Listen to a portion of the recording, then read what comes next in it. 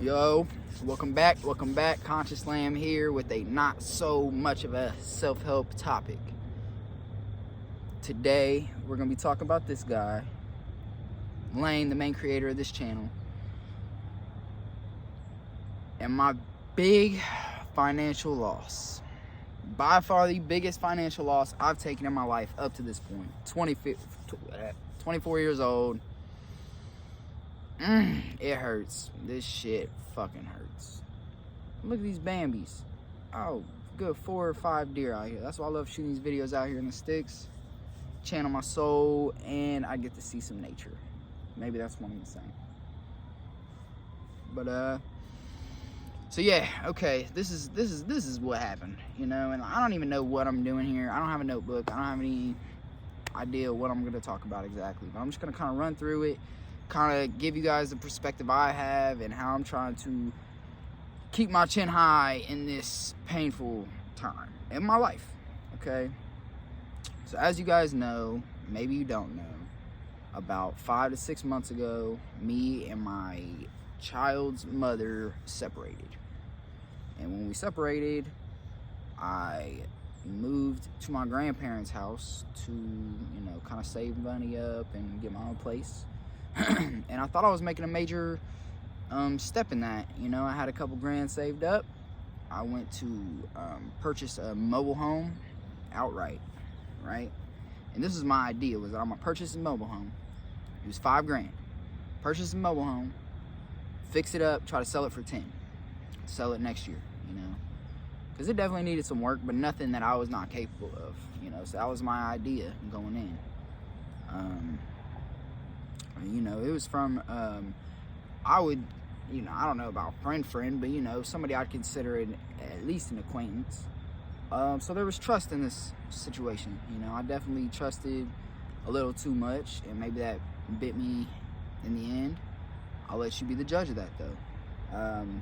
So, basically, I bought a mobile home for 5 grand. Bought it outright.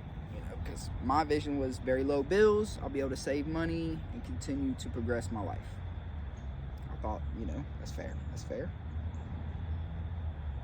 I took a loan out on a couple grand of the rest. You know, the rest that I didn't have. Personal loan. You know, so that's just another pain, is that, so I lost this money because I gave the woman my cash, 5 grand in cash. Paid her, and you know, I got the title of the trailer. Well, I got this title, and I thought that, you know, everything was cool, and then I would be able to just move in my trailer after I work. You know, I want to work on it a little bit, but, you know, basically I could go in my trailer as I please. So I go into the trailer park, which I've already been approved to rent a lot. You know, I own the trailer, but I still have to rent a lot. Got approved, everything. I thought everything was cool. I was about to, you know, I was stacking my money back up, ready to get my utilities and my down payment and, you know, things of this nature. I go in there just to, you know, give them the title and, you know, keep progressing in this situation so I can get moved in. And they inform me that that is not my trailer and that it is, in fact, their trailer. So contact a couple lawyers, do some research, take 2 days off of work, have more professional conversations in my life than I've ever had. So that was probably a good growth. That's something positive I'm trying to see out of this, is that I really had to, 1, control my emotions in very hard situations, and 2, I had to collectively just, like,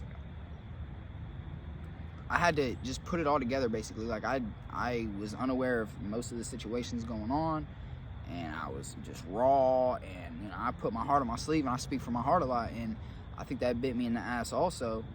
But I learned just communication skills, and just, you know, being on a professional level, and, you know, dealing with the court system, and paying taxes, and talking to lawyers, and talking to the trailer park, and making a purchase go through, and negotiation, and, you know, so basically I ended up getting the title. I got the keys to the trailer because they tried to change the locks on me too. I had so many obstacles to dodge with this trailer park and buying this trailer.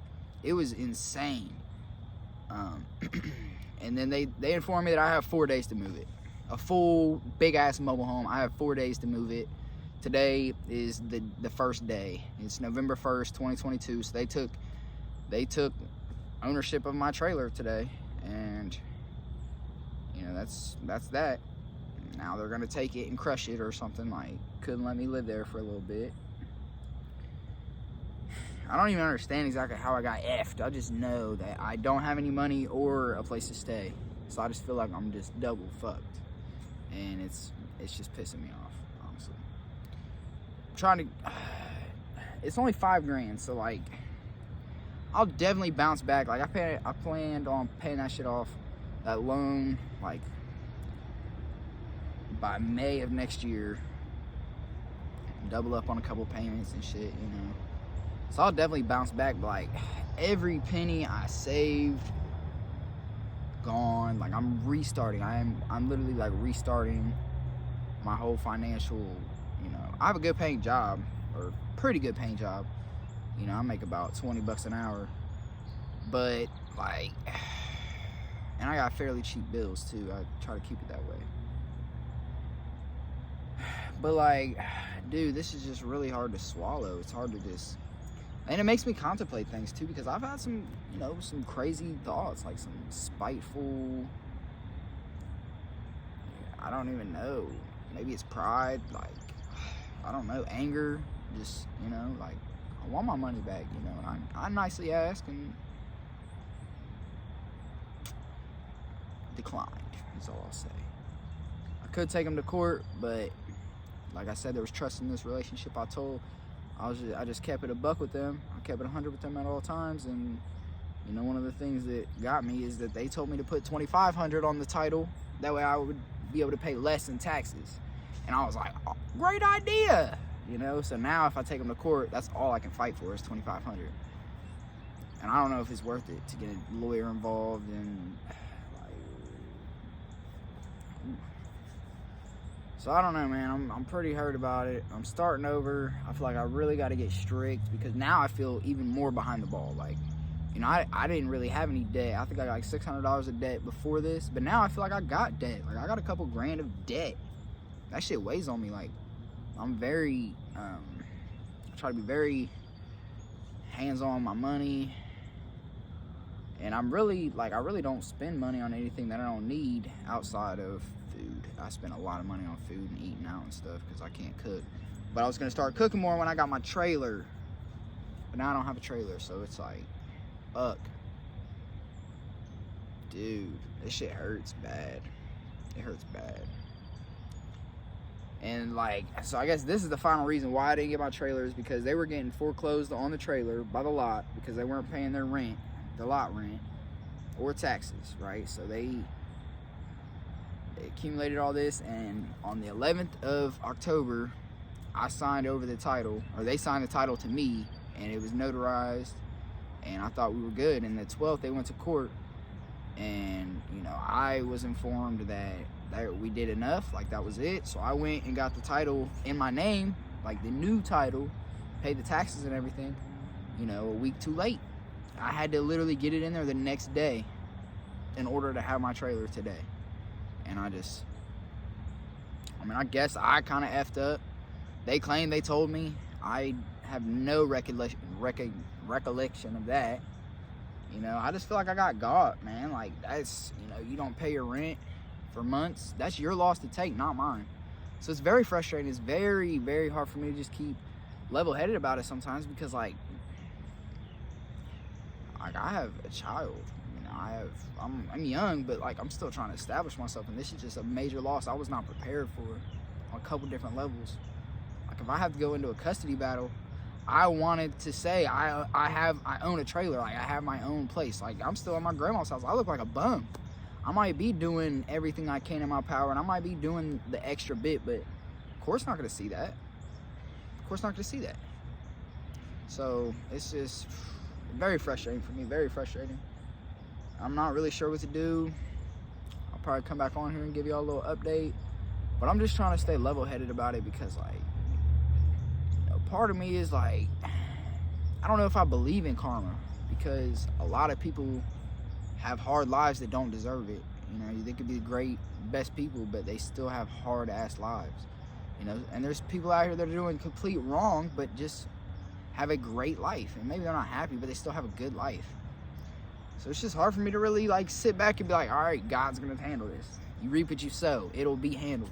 It's hard for me not to want to take it in my own hands, you know, because I feel hurt.